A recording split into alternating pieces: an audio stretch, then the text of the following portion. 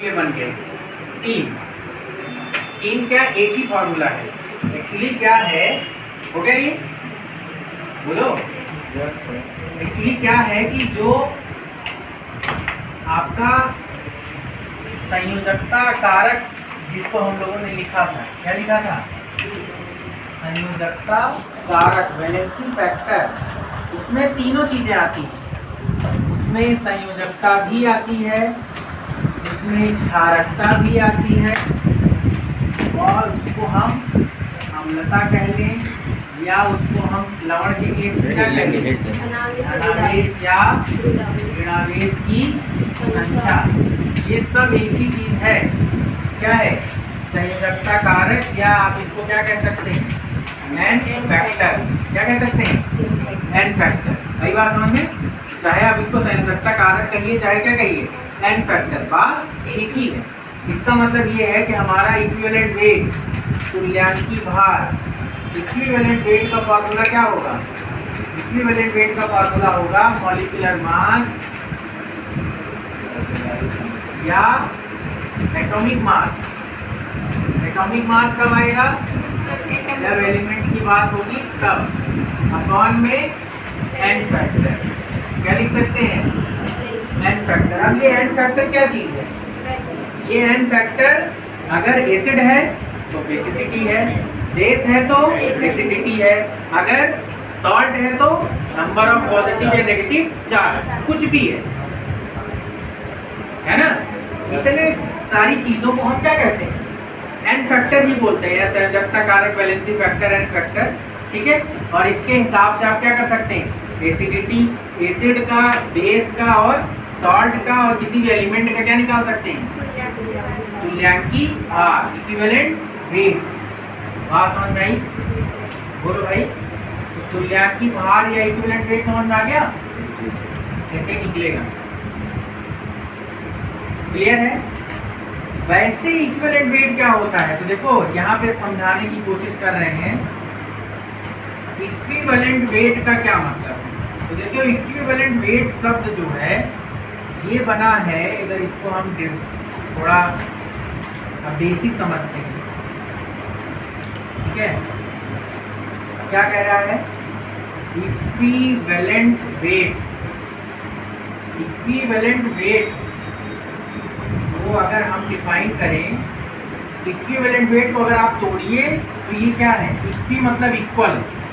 क्या है? Equal. Valent मतलब वैलेंसी, और वेट मतलब किसी दो एलिमेंट को आपस में अगर आप कंपेयर करिए, क्या करिए?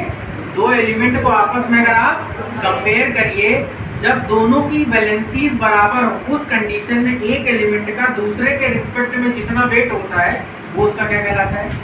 Equivalent weight. जैसे यहाँ सब एग्जांपल, हमारे पास हाइड्रोजन है और ऑक्सीजन, दो एलिमेंट हैं।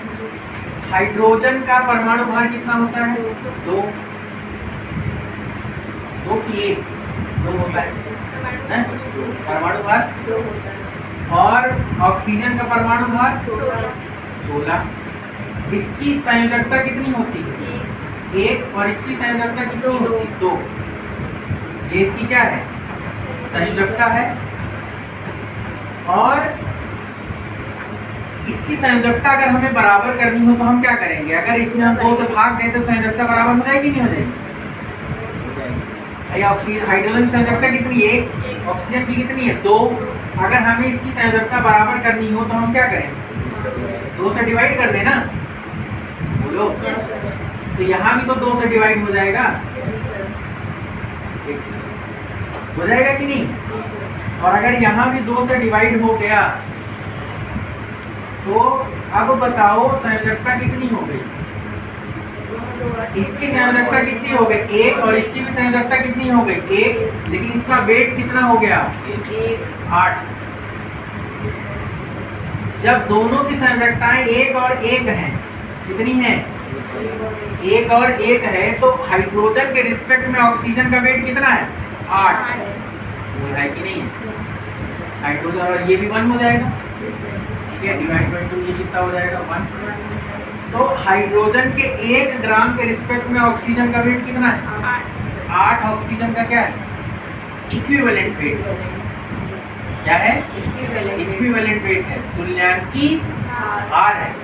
इसीलिए तुल्यांकी भार की परिभाषा दी जाती है, बेसिक डेफिनेशन में जाएंगे तो कहा जाता है कि किसी तत्व का वह भार, किसी तत्व का वह भार जो हाइड्रोजन के 1 ग्राम से या क्लोरीन के 35.5 ग्राम से या ऑक्सीजन के 8 ग्राम से संयोग करता है, रिएक्ट करता है, क्या कहलाता है? तुल्यांकी भार कहलाता है, इक्विवेलेंट वेट। इक्विवेलेंट वेट का क्या मतलब है? Equal valency weight. दो तत्वों को कंपेयर करिए, एक तत्व की संयोजकता और दूसरे तत्व की संयोजकता जब बराबर हो तो उस समय एक तत्व के रिस्पेक्ट में दूसरे तत्व का जो भार होता है वो उसका क्या कहलाता है? इक्विवेलेंट वेट कहलाता है। तो अब मिनिमम संयोजकता कितनी हो सकती है? एक। तो एक संयोजकता वाले तत्व के रिस्पेक्ट में दूसरे तत्व का जितना भार उसके साथ में कंबाइंड होगा, रिएक्ट करेगा, संयोग करेगा, वो क्या कहलाएगा? उसका तुल्यांकी भार कहलाएगा, इक्विवेलेंट वेट। समझ में आया बात? ठीक है।